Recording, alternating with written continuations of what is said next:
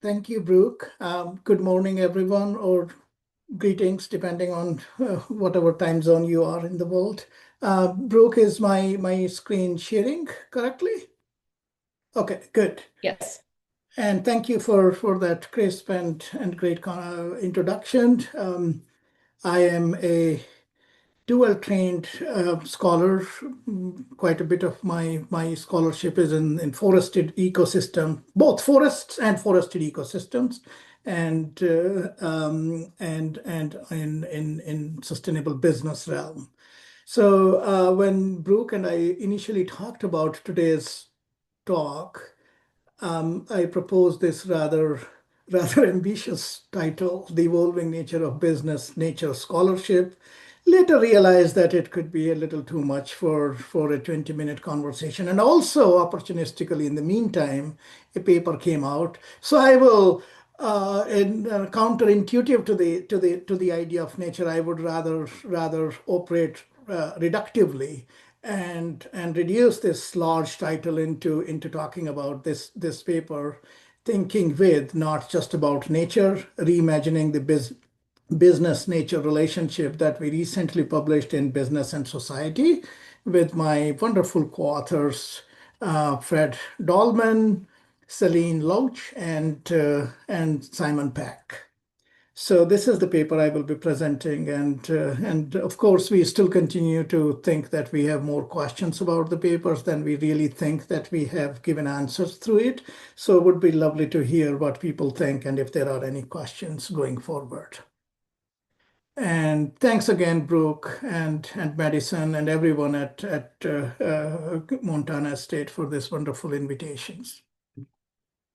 So the basic premise of this paper is this quote by ecologist Frank Egler once that was kind of like ridiculed in ecology community for a long time. Like, what is this guy talking about? We have made so much progress. We are focusing on measurements and everything, and yet here comes this thought that is kind of like disrupting the whole advancement. And Frank said, nature is not only more complex than we think, it is more complex than we can think.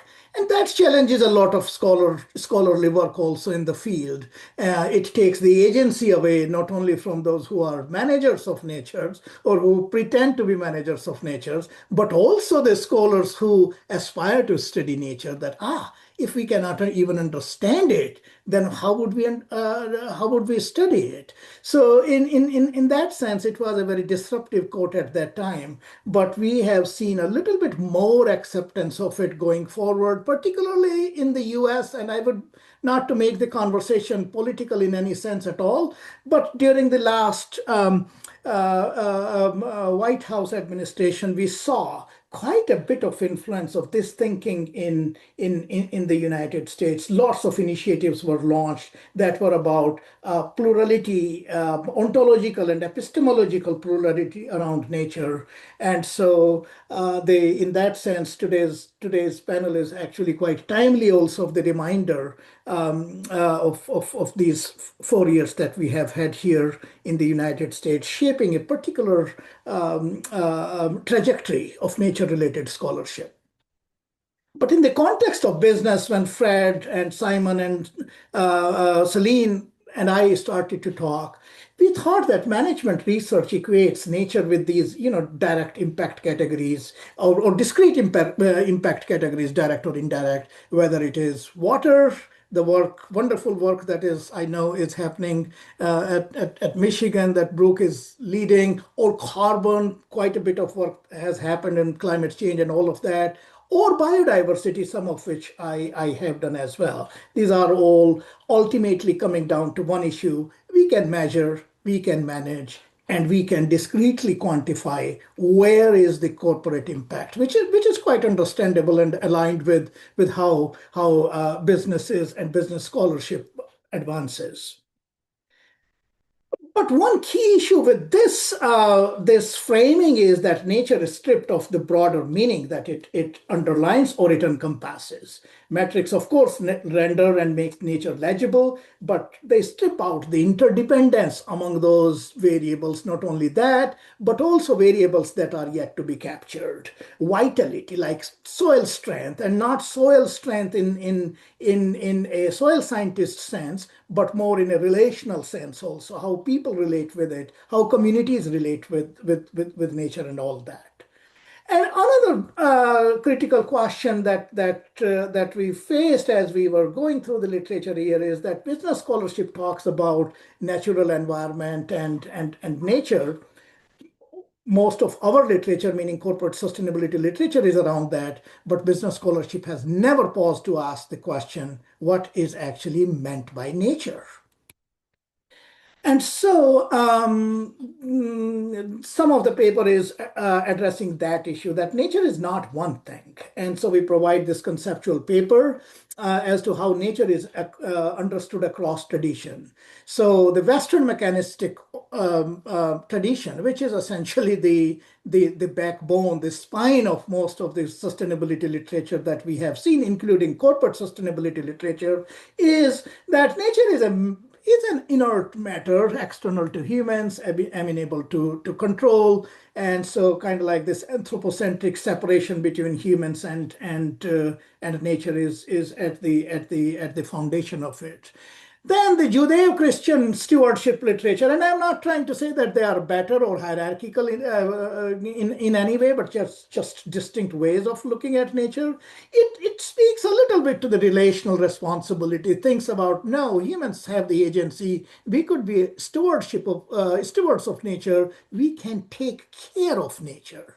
For example, in my field, forest certification, the entire idea of that, or the entire idea of sustainable forest management, that is all grounded and rooted in this Judeo-Christian stewardship philosophy that humans are the dominions and that they can steward the nature. But if we start to look beyond these, and then there are others, for example, the indigenous and relational traditions, where nature and humans have this, what could be described or is described as ecocentric kinship. There are, I would not name just to be respectful, but I know that I mispronounced them. But these communities and traditions in our indigenous communities, where nature is seen as a living, sentient relationship with and has a moral standing on its own, and that also creates moral reciprocity obligations on humans. In the traditions that I grew up in, Southeast Asian, it is all about co-arising the intrinsic value, and there we see from indigenous the separation starts to blur, and in some of the East Asian traditions, the separation actually just disappears, and so it is all about relational interdependence, and that you cannot even say that you are part of nature, and you cannot even say that nature is part of you. You are nature and nature is you. And I'm sorry if this is loud here. There's something here in the neighborhood going on. Sorry about the noise if it is bothering. And then the Western Arcadian. This still is rooted in the Western system, but it is kind of like this postmodern romanticism oriented literature in which we still talk about degrowth. Humans is still kind of like the driver of it. Nature as morally valuable. We need to practice restraint, live in harmony, all of that ecological humility. But this is based still on intellectual understanding rather than this idea of being the nature or with the nature that we have seen in, or we do see in some indigenous and Southeast Asian perspectives. And so that to say that ultimately the point here is that nature is normative, it's not technical. And that is where I think some of the crux of the paper comes is we are moving towards this one ontological and epistemological understanding of nature as something to be measured. And, the biodiversity conversations that I sit in, they all are talking about this thing that really we need to make progress on measurement. And I'm not saying that that's not a worthy cause, but that also need to make it explicit that this isn't a one worldview that we are advancing, which is fine, and I think that will lead to progress. But I think it is important to at least acknowledge that this is not the view that encompasses the whole of humanity. Um, then the paper argues that we have had this, what we call in this paper, rather fancifully, this atomistic orientation, and that there is a possibility of this holistic orientation. That's kind of like the core framework of the paper. So we have these five dimensions: underlying logic, framing, ethical framing, scope of responsibilities, core proxies, and managerial responses. I won't go through all of them, but just to give an idea, let's start with the first one. Like the underlying logic of atomistic orientation is essentially risk management, compliance, and organizational resilience also. Whereas in an holistic orientation, it will be more about ecosystem generation and multi-species flourishing.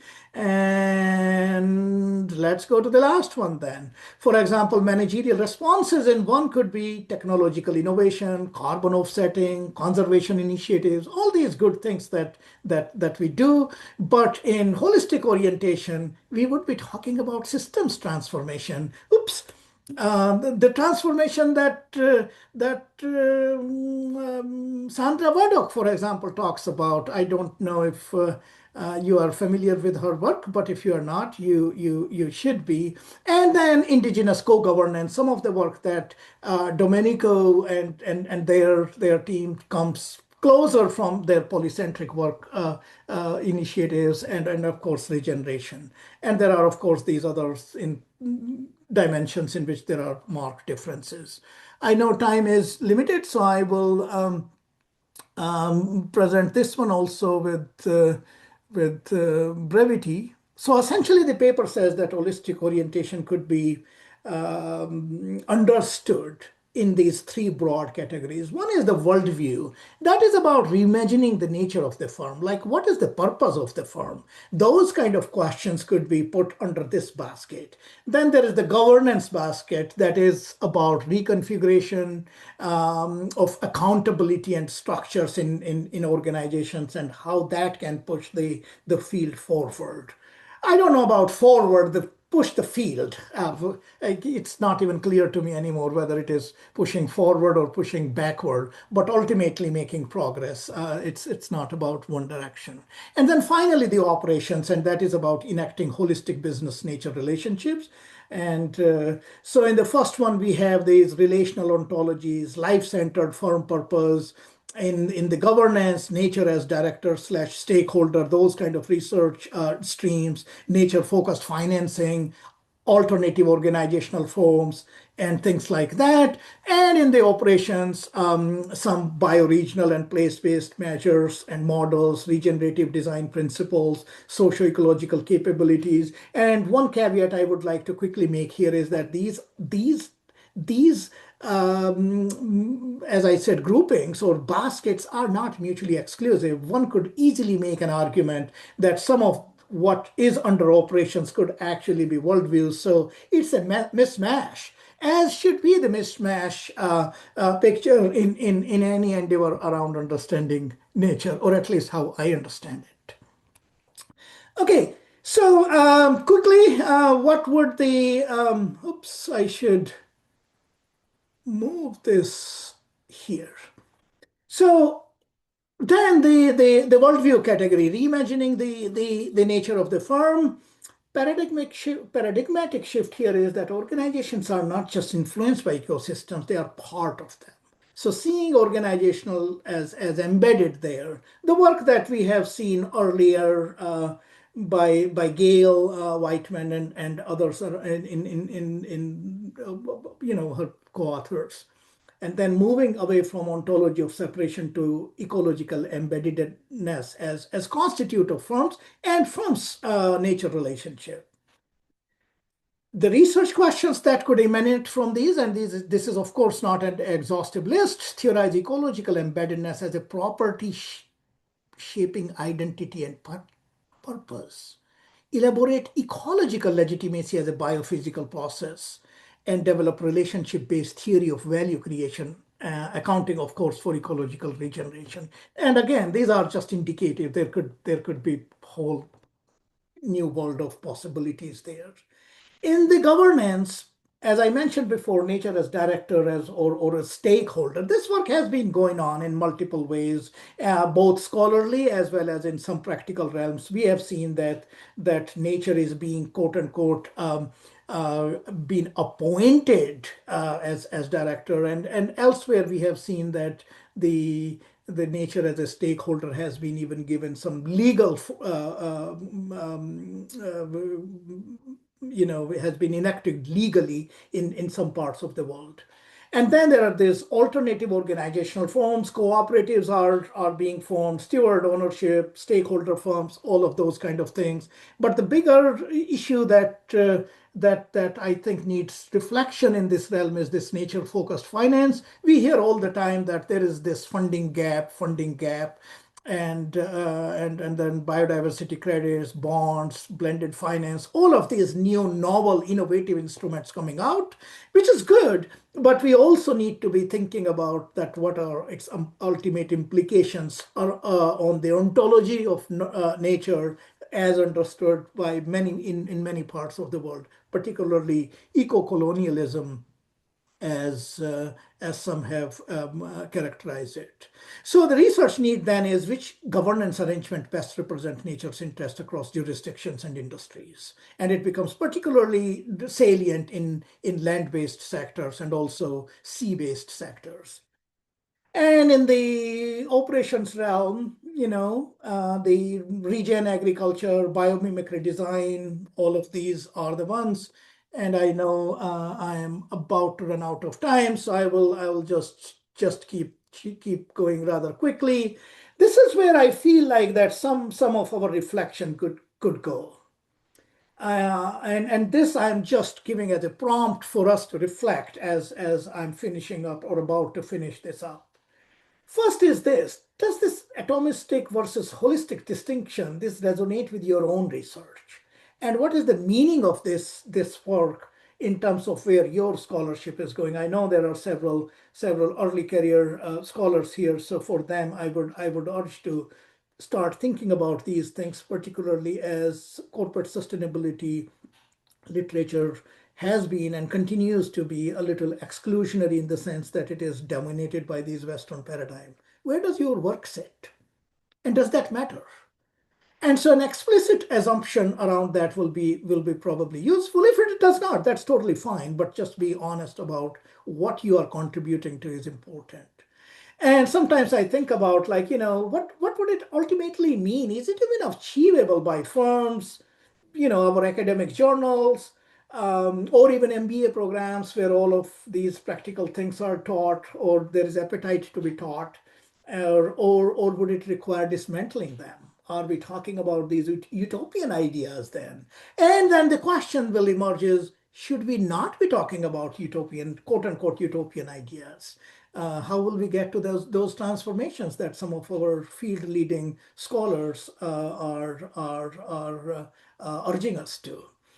And then of course the paper critiques these reductive matrices, but we all know that businesses in the final analysis would need some comparability. So how would we operationalize these plural proxies in practice? That is a question for business world, but for us as scholars, a question would be how would we operationalize those plural proxies? What kind of research methods would it take to conduct that kind of research? Because if nature is a dependent variable, then we better be having all those measurement characteristics that ultimately lead to good science and good publications, which needless to say is the currency in the field. And the most critical one is this, and which is that yes, indigenous and Eastern ontologies feature prominently, and I'm sick on a daily basis getting papers from not just in business but in Nature Sustainability, PNS, other field journals where we see people writing about indigenous and Eastern ontologies without actually understanding or being in sync with the depth of those traditions. So how do we engage those traditions in our research without appropriating? I was recently speaking with a PhD student in Europe a couple of weeks ago, and they were saying that, oh, I want to do this research, but I'm so afraid I don't want to even go there because I will be accused of appropriation. And so, while we want to be careful about this issue, we also want people to feel empowered to do this research honestly. Do our systems incentivize or support those kind of honesty is a separate conversation. But the point is that all of this needs to be thoroughly discussed. I'll stop there. Nature in business scholarship has been treated as a variable, but it should be treated as a participant. And that will be a field redefining endeavor because it will change how we conduct research. Atomistic framings reduce ecological complexity. Holistic orientation would embrace it as a source of theory. The shift is ontological, ethical, institutional, and operational. So we will see actually, again, I'm going back to some of the work done by Ibbas and Sandra, which is that it's not semantic, it is transformational. We are changing everything here. And the task then is not to master nature's complexity, not to just like, oh, we understand it, but to live and theorize within it. The paper ends somewhere in the conclusion section with this, and this is my most favorite thing that I think we wrote in the paper, and it is to think with nature is to allow ecological complexity not only to inform, but to interrupt and reshape the theories we build. And I stop there. Thank you very much. And I apologize that I'm a couple minutes over time already. Thanks. No, you're perfect. Thank you so much, Rajat. Really, just on time. Perfect. Thank you. We will move to Domenico's presentation and then open up for plenary Q&A. But please do enter questions as we go.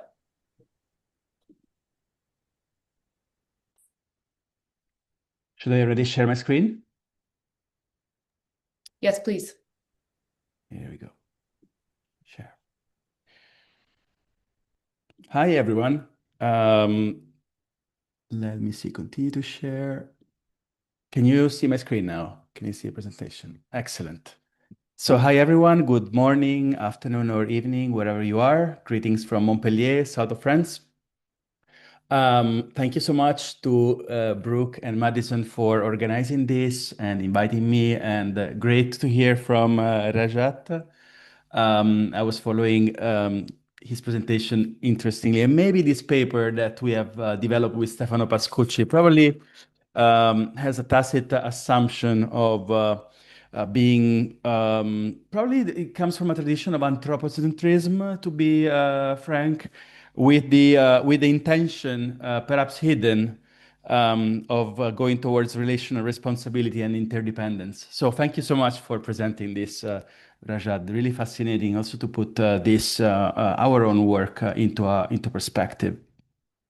So the idea of this paper that for today I would call Knowledge Commons for Local Regenerations, a Supply Chain Management Perspective, comes more or less 3 years ago when we saw a special issue advertised in Journal of Supply Chain Management by Yuri Gualandris and team. And what we're very fascinated about is this idea of seeing supply chains really as embedded in social ecological systems. So we were really, although we are not supply chain management scholars, we thought this could have been a wonderful opportunity to really start thinking about how business could interplay in a different way with the social ecological systems that we are embedded in.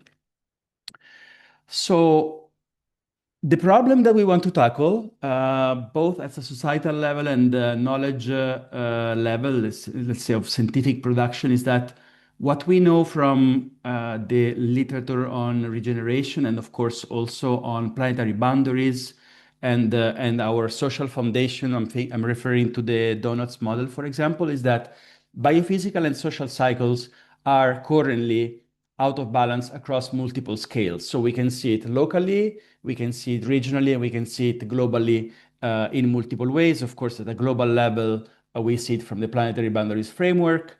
And then at local scales, we know it, for example, from our experience here in the south of France, where drought is causing major problems every summers, both in terms of water scarcity and of course related to that in terms of fires, wildfires that occur throughout the region in relation to drought. So while many of us in this field across discipline, I would say, are very interested to seek to regenerate these biophysical and social cycles, what we actually are missing is a shared understanding about how these cycles are doing.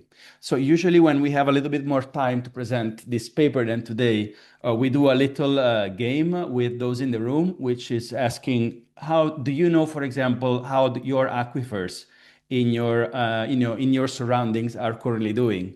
And unless this is hitting the news in those specific days, most of the people do not know. And even those that work with water, such as farmers, and that get sourced from the aquifers, such as many companies locally, they actually do not agree with what is going on with those vital biophysical cycles.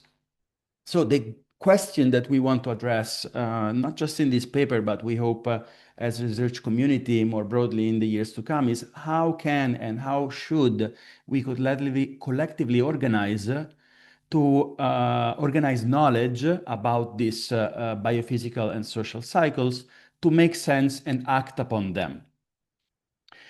If you want an example of a region that is actually doing quite serious steps of addressing these questions, I would name our beautiful neighbors in Catalonia, where, for example, the work of Catalonian RIS3 CAT smart specialization strategy is taking this type of questions seriously, organizing ways of bringing together the knowledge from different actors in local society and in the local economy to understand how these biophysical and social cycles are actually doing.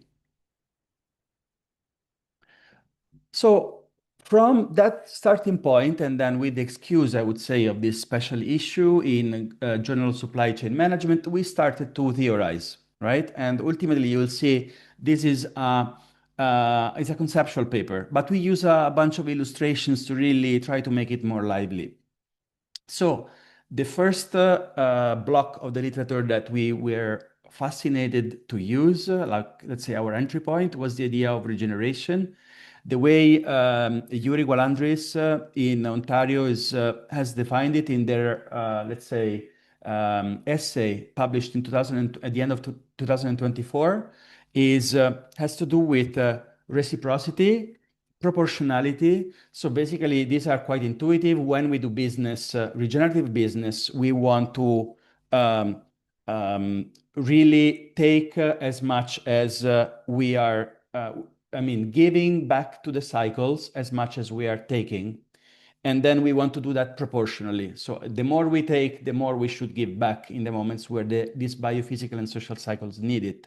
The third one is probably a bit of a mouthful, is polyrhythmicity, okay? But what it boils down to be is the fact that you should not just take care as a business of one cycle. You should take of more than one cycle at the same time. Think, for example, about having the water cycle that is doing okay in your region, but actually the soil nutrient cycle, such as excess of phosphorus or nitrogen on your soil, or deprivation of zinc or magnesium or iron, that creates imbalances that require synchronicity between these cycles. So this is interesting because we really use this notion to really think more deeply about these cycles and how we can think together in a region about these cycles. To help with that, we took a sort of a branch of the literature on polycentrism, which of course I don't need to explain here. I think many of you are very familiar with the work of Ostrom on the governance of commons, but we look specifically at the governance of knowledge commons, which I didn't know before writing and thinking about this paper, has been also elaborated by Ostrom. So how do you actually, the literature is about how do we actually govern the knowledge about the natural resources that we want to preserve together. So I will not go into much detail into this. This is a little bit basically our effort to be rigorous, right? As we need to be in not just in our qualitative work, sorry, in our empirical work, but also in our conceptual work. So we developed this figure on the right, which informally Stefano, my co-author, and me, we call the avocado model because it looks pretty much like an avocado. To demonstrate, at least to demonstrate the logic of going from understanding these water and nutrient cycles to pin down exactly what is complex about the knowledge about these cycles, the fact that this knowledge needs to be interdependent, the fact that is currently fragmented, the fact that often is contested, especially when these cycles are out of balance. And so we need to develop polycentric knowledge structures that match this complexity, okay? And so from that, you see, we took the example of agricultural supply chain, which is also our field of our sector of expertise usually, to show how it could concretely look like and realistically look like. In the work of Henish, 2024, which really helped us to anchor this work of prescriptive theorizing, this method of prescriptive theorizing. It was super helpful because it really pushed us to be concrete, specific, and realistic about how this could look like if implemented in practice. So I just have one slide. I try and I like to be quite visual in presenting our proposition. This is how we conceptualize our usual engagement of supply chains and local actors in place, especially in local place, so in farms, around that, in the landscapes that where farms are embedded, and in the bioregions where landscapes are embedded. So there is this cross-scale dimension here that I think it's helpful to think with. And just for the sake of simplicity, we just think about, as you can see here, about the water cycle and the soil nutrient cycles, okay? But I think further conceptualizing this can really embed more the social cycles, but we are not there yet with this paper as well, such as, for example, the well-being of farmers, the well-being of citizens in these places that we live. So usually what you see here in dotted forms are knowledge communities. So retailers tend to talk to each other, and then they're often processors and farmers tend to talk to each other to some extent. Scientists, as we are doing now, tend to talk to each other, and policymakers, right? And what is missing is actually knowledge bridges, institutionalized knowledge bridges across these categories. Some supply chains are doing work to share knowledge about these topics along the supply chains, but still there are gaps here and there. So what we propose, in long story short, is first of all an institutional wide knowledge node, which brings together not just one supply chain, but multiple supply chains in different sectors. Think, for example, tourism, in the Catalonia example, tourism companies, agricultural companies, energy companies that are all sourcing from the same aquifers or from the same land, actually sharing data and from the data building knowledge together about how the cycles are currently doing, and then taking adaptive measures to change the amount of their sourcing or the timing of their sourcing, depending on how the cycles, about their common conclusions about how the cycles are doing. This node would also be participated by policymakers and scientists, ideally, in order to have multiple actors that bring together complementary data. A second one would be fundamental to stick closer to the ground. Oh, I just wanted to mention something about the first node. Sorry. I think a current good example about an attempt of doing this is given by the Science-Based Targets Initiative. Some of you may be familiar with, and we can discuss further about this. A second effort, in our view, should go much closer to the ground of the lived reality of farmers and of the citizens and the residents, actually not the citizens, the residents that are really living into the area that we're talking about. The people that are on the ground, they can see how the cycles are actually doing through hotspots, for example, through their work with the land. So there needs to be a bridge which we know as scientists needs to be filled by our scientific observation, which, for example, comes from agencies, public or private agencies that collect environmental data about what is going on, but often do not bridge with the lived reality that is occurring in the territory. A third node, which we think is very important for, at least for the example of agriculture, is an agroecological knowledge node, which really bridges farms and residents with policymakers. We often see that while policymakers and farms are very much connected, for example, in providing subsidies for different initiatives that occur in agriculture, including sometimes environmental initiatives, there is quite a disconnect with what the residents that sometimes live near the farms actually experience and live in relation to those cycles, because the interests about the use of those cycles might be clashing. So there needs to be a node that really takes care of these dynamics.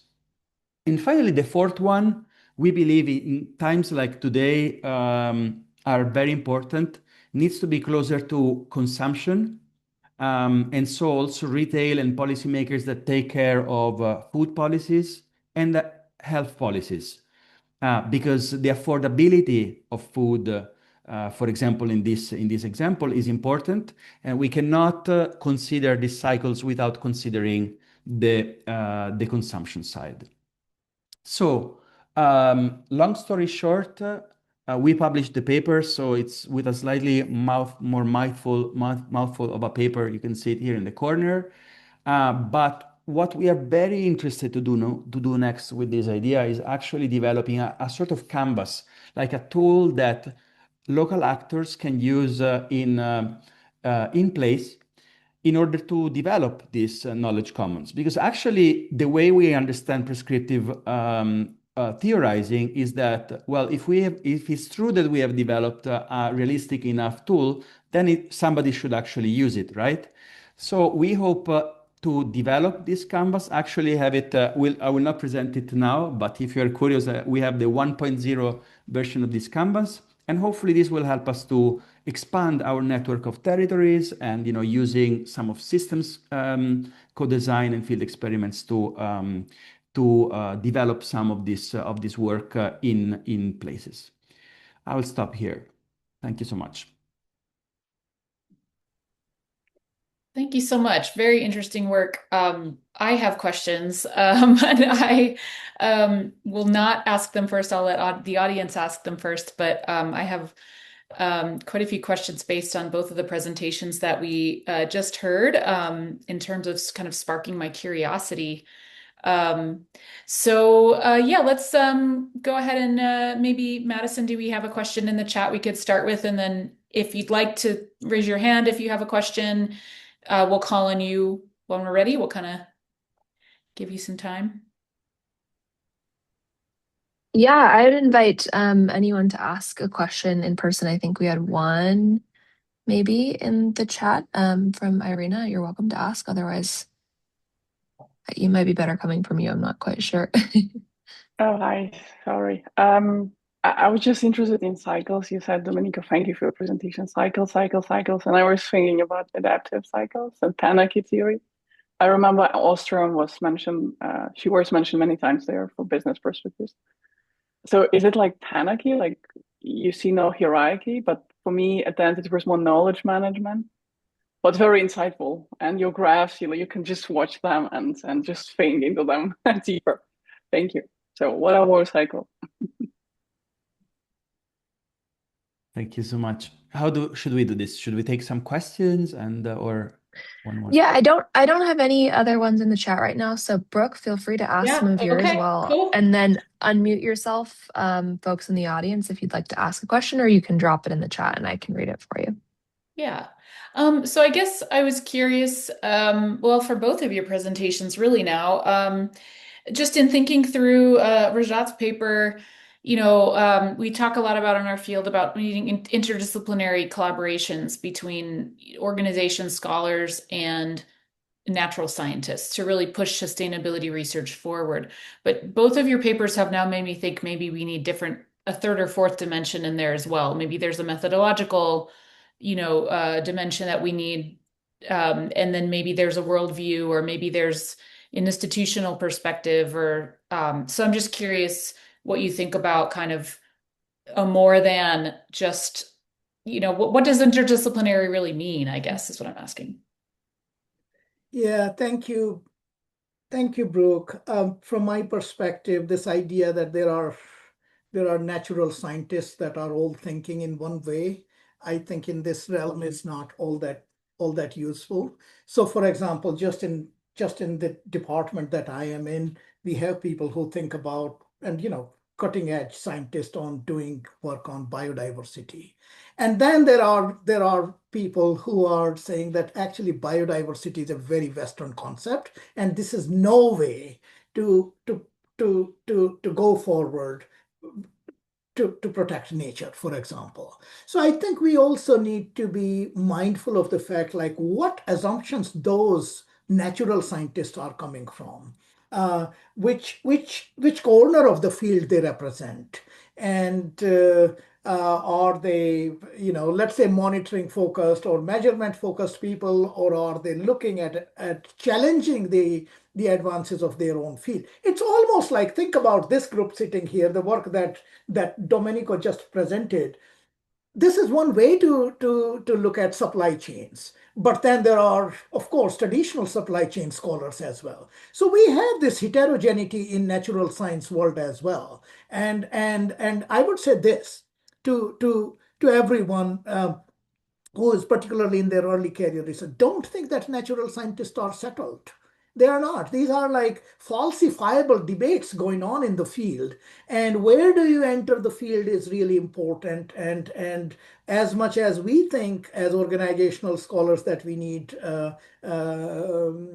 natural science collaboration, I do know, and Brooke, I'm sure you also know, and others, Domenico and others who collaborate with natural scientists, they are also having great appetite to engage with organizational scholars. So I really don't know if I have like, oh, this is the way to go. But I think the most important aspect or suggestion I have is to enter these collaborative conversations with an open mind and inviting people. Just say that, hey, we call you science, but it is not Newtonian science in the sense that we have figured out gravity. Ecology is as much fluid as is organizational studies.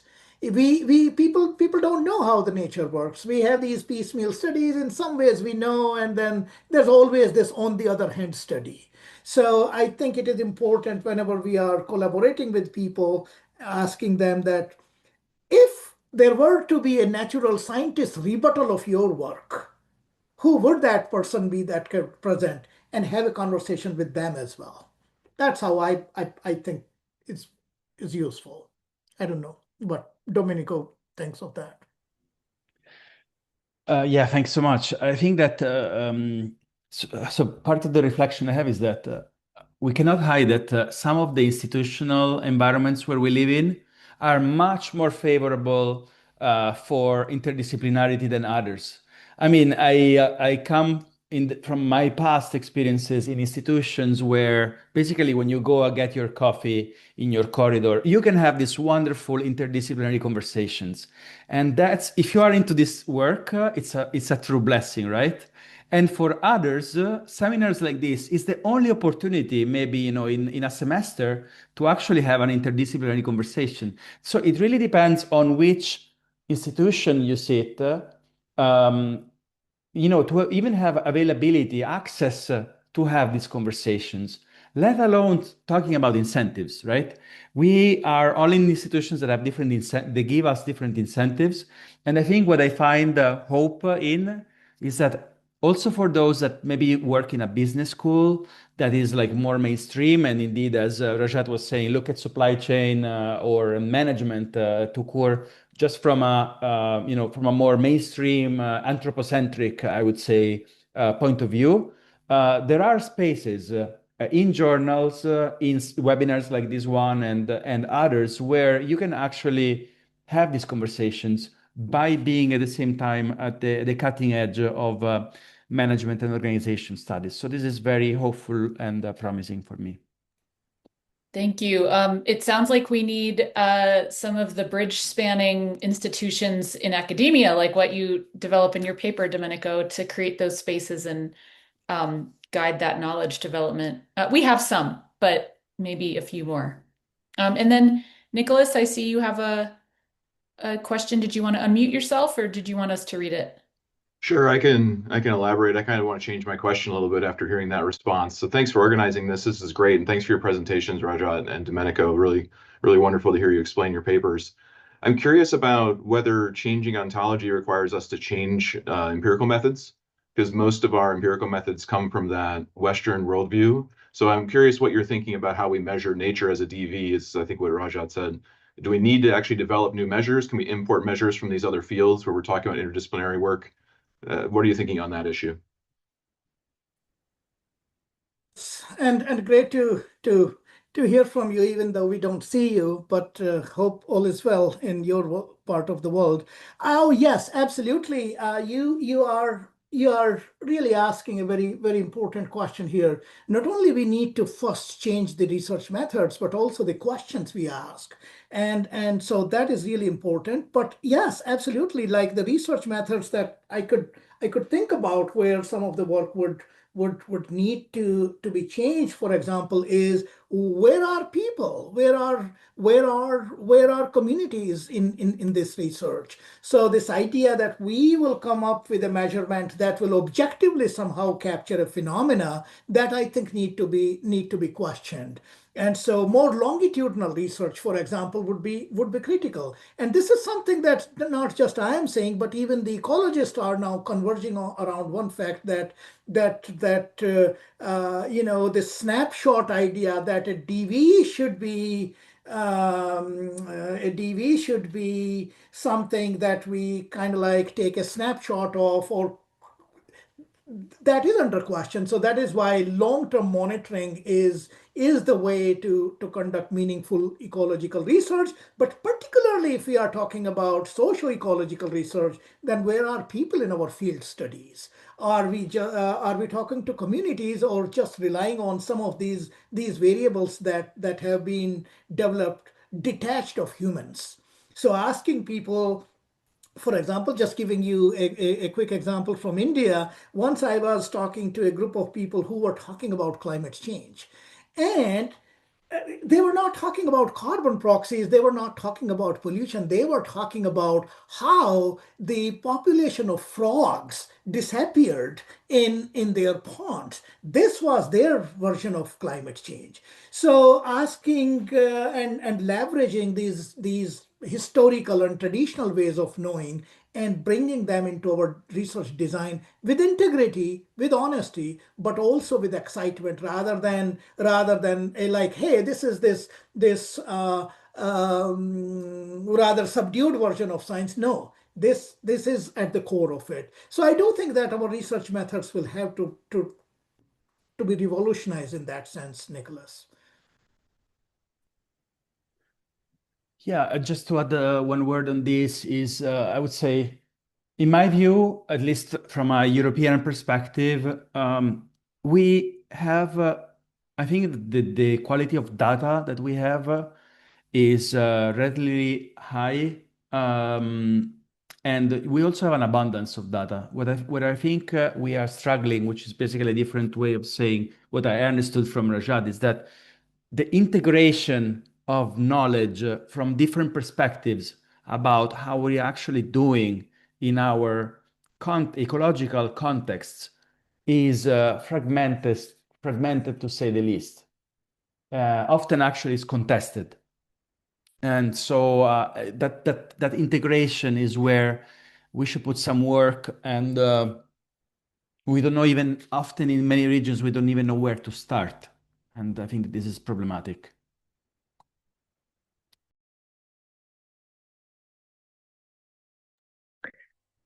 I'm gonna read one last longer question in the chat, I think, and that might be what we have time for. Thank you both again. This question's from Francisco. Kind of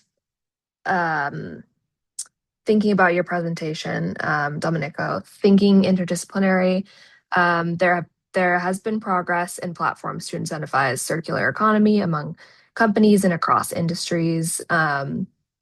However, these platforms have raised governance and proprietary challenges: who owns data, who controls what flows, who's on the table, who's excluded.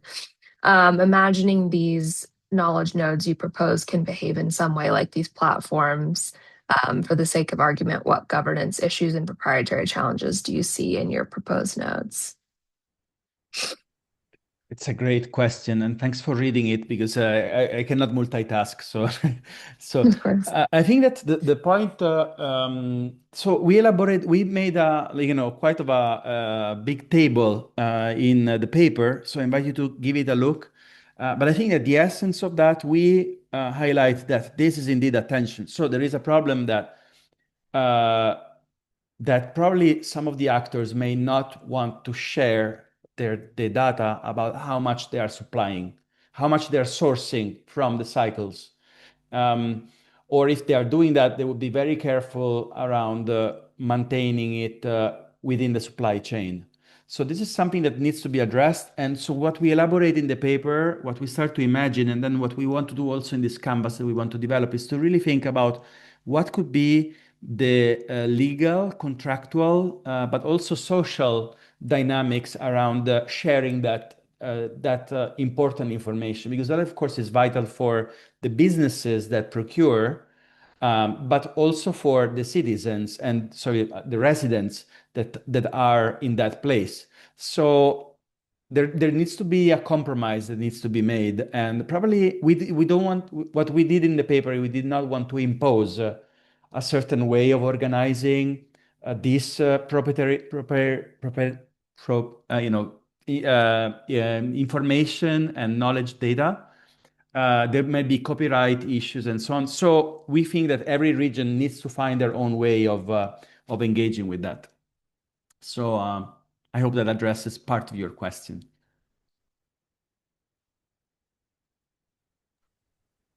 Okay, any last brief questions for our speakers? Can I ask a question? And it's not from speakers. Brooke, and maybe Madison, either of you or both of you, what are some of the challenges you are facing as you are forging these interdisciplinary conversations and also this collaboration between the business school and the Institute of Ecosystem? In my view, no real challenge with the Institute on Ecosystem. I think we have, as initiatives and centers, similar goals of kind of cross-cutting conversations. And I think my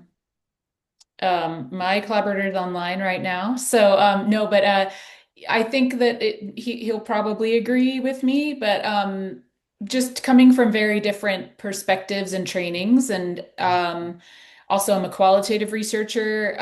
He's a water scientist, and so understanding that, what I'm looking for is more process model, understanding collaborations among organizations and how can they work more effectively within natural systems is a departure from measuring water quality and in that. But I think the it has worked because we're both curious about where each other's coming from and what we can each bring to the table, and staying true to that and kind of letting the research happen. Yeah, Not having a predetermined goal, end yeah, goal in mind. yeah, that's great. I'm not sure if I'd have much to add, but I guess I would say, yeah, sometimes it's just like finding the right people who are actually interested in doing the work. I think I'm always trying to get as many people as I can to come to these discussions about, proposals that we're interested in submitting or seminars. And sometimes I'm saddened by the numbers, but I think that it's just really being changing my mindset around focusing on finding the people who are actually really interested in doing that work, that interdisciplinary large scale work, rather than trying to, have it be a sheer number thing. So that's kind of what I've been thinking about recently. But Yeah, yes, it's been a pleasure working with Brooke, and hopefully no yeah, issues with It has. collaboration there. Yeah, yeah, no, it's been wonderful. yeah. Well, thank you, everyone. Thank you, Domenico. Thank you, Rajat. Thank you so much for your time and your presentations. Thank you, everyone, for attending. Just a brief call out that our next and last webinar for this academic year will be April 29th. We'll hear about digital geospatial mapping tools and kind of how to use them more authentically and not engage in map washing to kind of make your company look better than it is. So kind of that balance between transparency and um, yeah, and authenticity. Okay, I'll be sending more information about that shortly. And thank you again, our speakers, and have a wonderful day, everyone. Thank Thank you, you. everyone. Thank Thank Nice you. to meet you. you all. Thanks, Thank Bye-bye. Brooke and you. Madison. Same.